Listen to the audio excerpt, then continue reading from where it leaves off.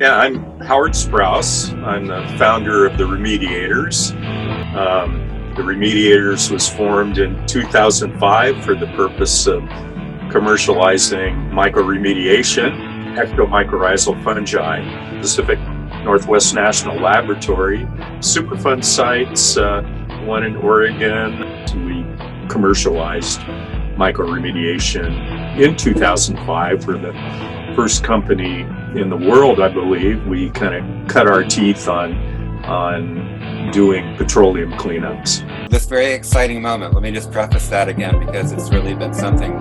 The Remediators has landed a barge in Quinhagak, Alaska, to track this barge and the tug, and then to share that with our New York colleagues at City University of New York and Hunter College. We have a myco-treatment sitting on the ground in the community of Quinhagak, and Quinhagak is a long ways away from here. This time we made the myco-treatment for cleaning up a fuel tank farm, a spill at their fuel tank farm, and manufactured that down at our facility here west of Seattle. And we put it on Alaska Marine Line's their last barge and tug for the season that goes up to northwestern Alaska into the subarctic where Quinhagak is, and the Arctic region north of that, Nome and so forth. Quinhagak is in Good News Bay, which is kind of the northern area of the Bering Sea, Bristol Bay, kind of around the corner. Today, it's cold. It's been hovering around freezing there for a week. There are people in the community that are going to apply it with the supervision of us from down here and from the participation with City University of New York, Hunter College, and the Pratt Institute. And they're using this as an educational opportunity for their cultural and environmental classes for their master's programs there. And we'll be getting to that in a moment because Enrique is going to join us and we'll have that interview with him and we'll cut to that. Great. Yeah. And you take a broad view of, let's say, the importance or the meaning of what you do and how you do it. Fuel contamination is a reality everywhere. And in these communities of the Yukon-Kuskokwim Delta, they're remote and they're dependent upon the outside resources that are supplied, like fuel that they use to generate power with and heat and supply fuel for their boats and vehicles and stuff like that. These fuel tank farms are old military operations at one time. Many of them are. There's spills everywhere. And by and large, the Yupik communities of the region have deferred to large environmental corporations that come in and manage these cleanups. We're taking a different tack. We're putting the technology into the hands of the people that are able to use it in their own communities, and we're interested in empowering them to be able to take charge of these things, supplying the support needed to show people the ropes, how to make it work. This is a big deal. It's not only is it the first time that a mycoremediation at scale has been done in Alaska, but also this really is a community project at this point. You had a conversation that was very interesting. This conversation was with Warren Jones, who is the CEO of the tribal corporation that is connected to Quinhagak. And he expressed an interest in being involved with this. Can you recount that conversation for us? This is exciting. It's exciting for them as well as for us. And Warren, he's really, really deeply connected within the Yupik communities at large, up and down the coast and the interior in northern Alaska. And he was looking at this as a potential opportunity to for them to develop their own business, to be able to make these microremediation treatments on site. Having an economic base for these small communities is really important, and it's important to Warren. Has this ever been done? No, it hasn't. There have been some trials done of microremediation before in Alaska. From a commercial standpoint, no, this is the first one ever done in Alaska. And you mentioned there being other sites in Alaska, other villages. I mean, we can imagine the military in the 1960s and 70s. These are all over, right? These tanks. Oh, yeah.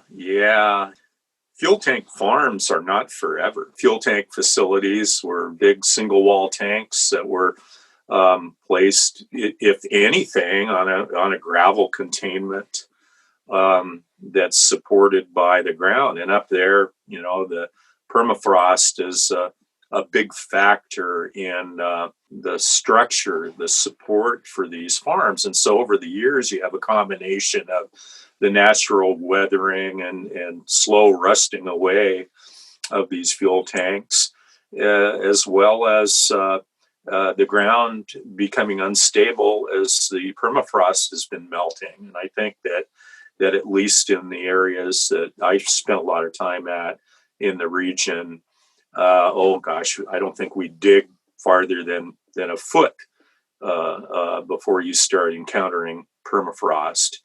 And so, somewhere between a foot or two, this is the support for these tank farms. And so if we look at how fuel has been managed in general in the small communities of the region, it's a combination of, at best, having these big tanks and big tank farms with storage capacity of from tens to 100,000 gallons of diesel, and the same for gasoline.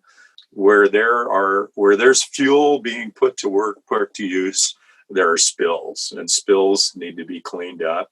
It also is short-circuiting a typical response action that's used around cleaning up toxins in soil in Alaska. And one of the things that I ask people when we talk about the biggest of spills in Alaska is the Exxon Valdez oil spill. And my question to people as I talk about this is, do you know where the Alaska oil spill went? And the answer to that is it went to the Columbia Ridge landfill in Oregon. And this is still a preferred method of cleaning up environmental toxins from soil in Alaska, is to put these contaminants on drums and on barges and ship them down to the lower 48 and up the Columbia River. How crazy is that? We think we can do better than that. We can clean up these spills, these contaminants, especially petroleum, that break down completely. We can do them on site, so they don't need to be dug up. They don't need to be shipped off and taken to another state to resolve a contamination problem. I recall recently looking at the remaining fuel spill cleanup needs for the region, and it's pretty extraordinary. We look at everything from the cost of mobilizing a barge to the cost of just monitoring and coming up with the plans to do this. It's really, really a huge endeavor when you're talking about digging things up and hauling them off to another state. in comparison with doing it in your own community with your own people.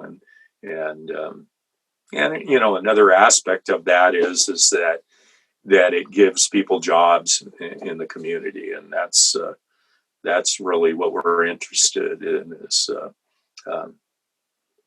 giving people a reason to stay home, if you will. These communities are desperate for work, you know, like many parts of the country are, but particularly these remote Alaskan village communities.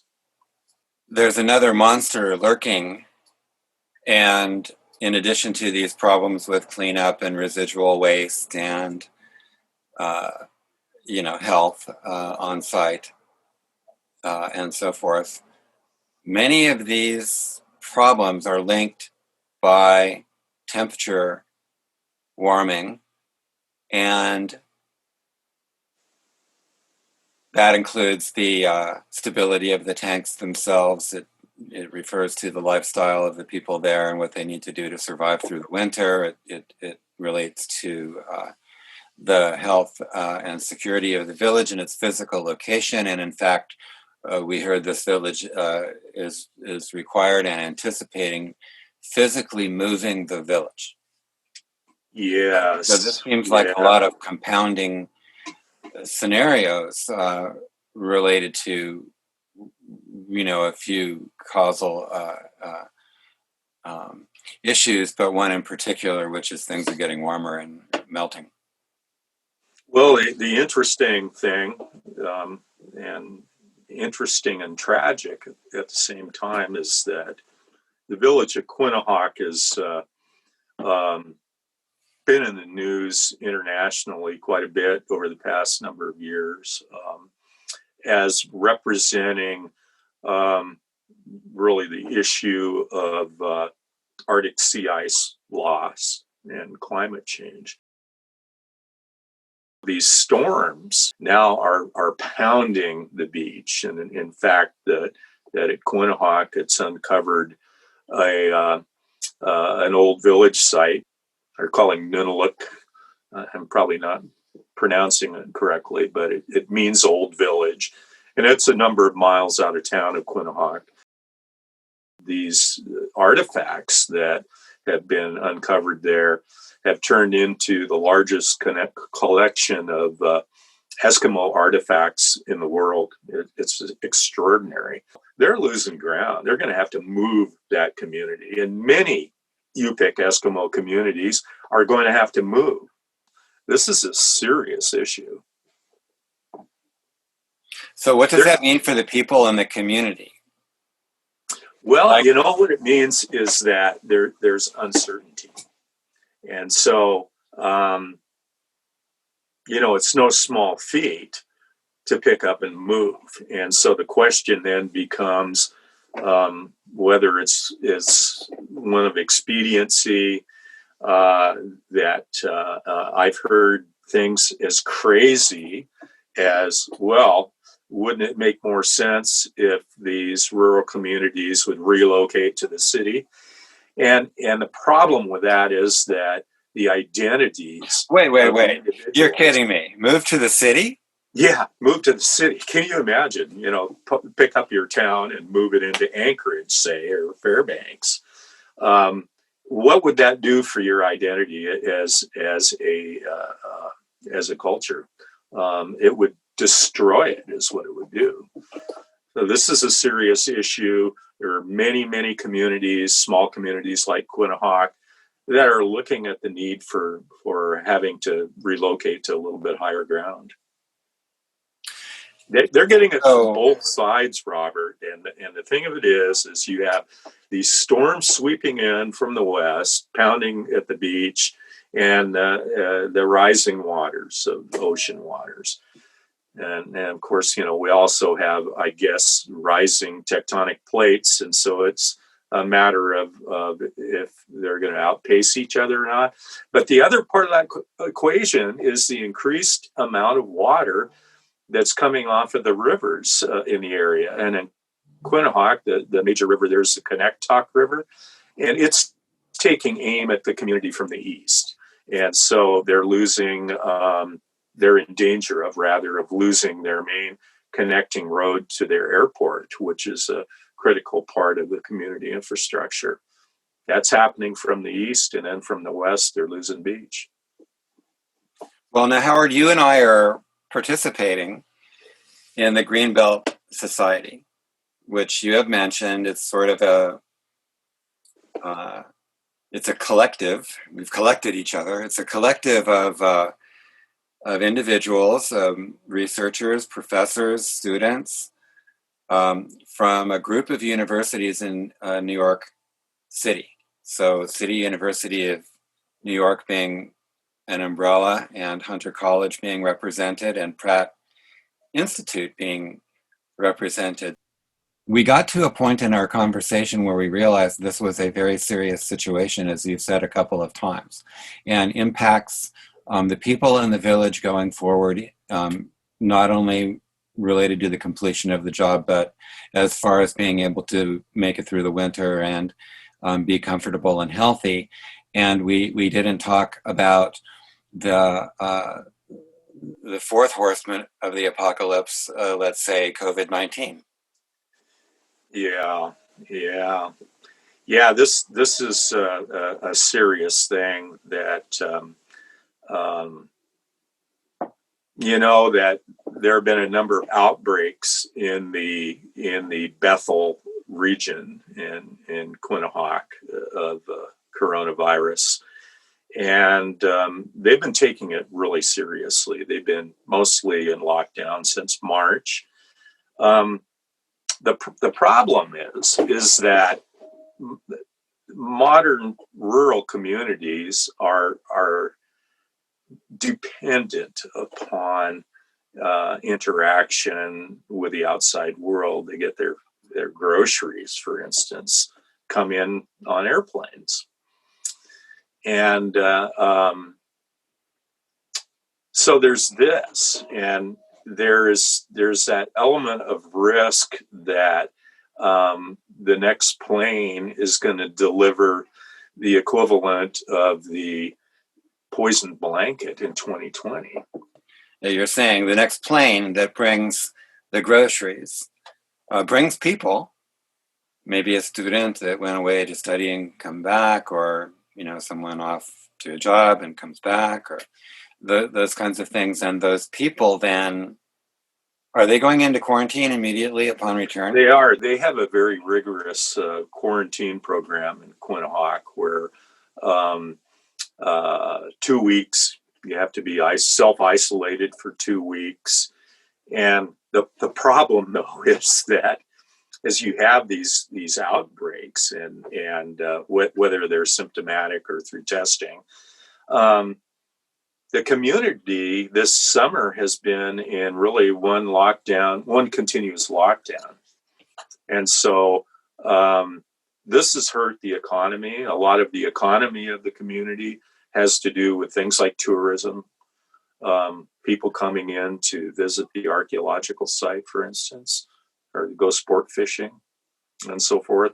But also just the interactions of what it is to engage in the summertime life in a rural village scene, that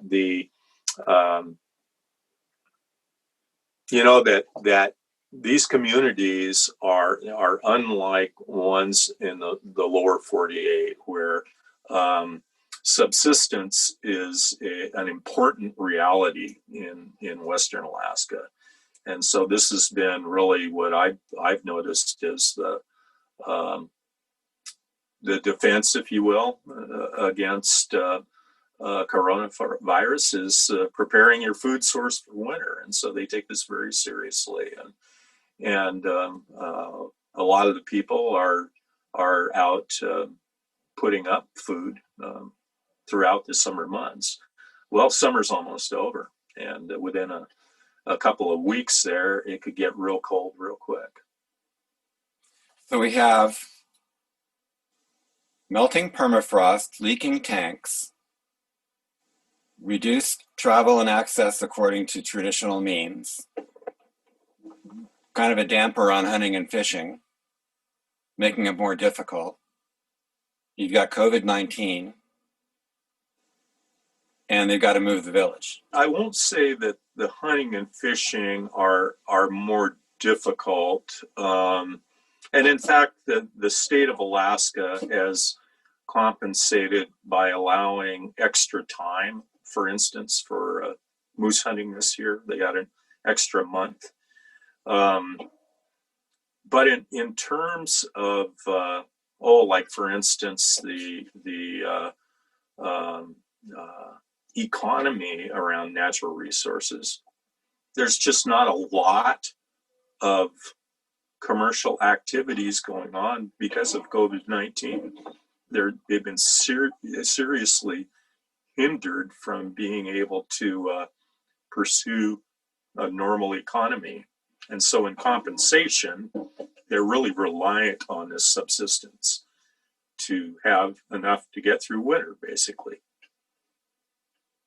Yeah, and that's what I was heading toward with my discussion of the Greenbelt Society, because you and I are participating in that and they're paying attention. And there are a number of resources there that key individuals have on offer, or the ability to make a connection or those kinds of things. But I think what we got to in our meeting was how can we help with the big picture? Do you have any thoughts on that? Part of the outgrowth of our connection to the project, which is really just has been in looking at the cleanup, has been that at Hunter College, one of our colleagues at the Greenbelt Society, Eleonora Del Federico, has portable analytical equipment that uses X-rays to analyze antiquities and be able to determine the chemical composition of pigments on paints and things like this. And so it's allowed for the potential development of things that could add scientific value, as well as the building of connections and outreach between the universities in the United States and the East Coast and University of Aberdeen in Scotland, that's managing the archaeological dig up at Nunavut outside of Quinhagak. So that's been an outgrowth of our work here. And I think that for people who might be listening to these interviews, that the type of support that I think we can and should all be helping each other in our communities with is telling this story and putting the word out that it's a story that needs to be told. And it's one that I think that the more people that are aware of the reality of the impact of things like COVID-19 and the impact at ground zero of the effects of global warming that are indisputable, that you can see when you look down from the air or when you walk on the land. They're indisputable, that these stories need to be told, and these activities need to be supported, and these communities helped in any way we can help each other.